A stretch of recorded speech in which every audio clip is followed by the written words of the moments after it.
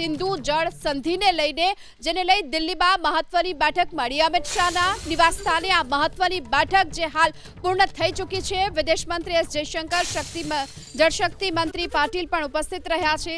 સંધિ સ્થગિત કરવા બાદની રણનીતિ પર આ બેઠકમાં ચર્ચા થઈ છે અને બેઠકમાં પાણી રોકવાને લઈને એક્શન પ્લાન પણ તૈયાર થયો છે, જેની જાણકારી અમિત શાહને આપવામાં આવી છે. સિંધુ જળ સંધિને લઈ આ મહત્વની બેઠક હાલ પૂર્ણ થઈ ચૂકી છે.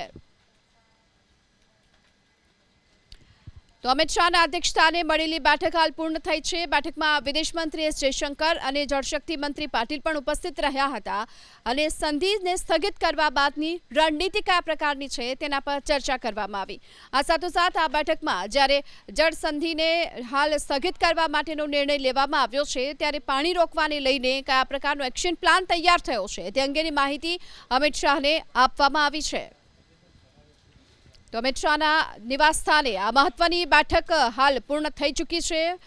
જળશક્તિ મંત્રી પાટીલ અને વિદેશ મંત્રી એસ જયશંકર પણ આ બેઠકમાં ઉપસ્થિત રહ્યા હતા. ત્યારે સિંધુ જળ સંધિને સ્થગિત કરવાની આ મહત્વના નિર્ણય બાદ હવે પાણી રોકવાના પ્લાનને લઈને એક્શન પ્લાન તૈયાર થઈ ચૂક્યો છે.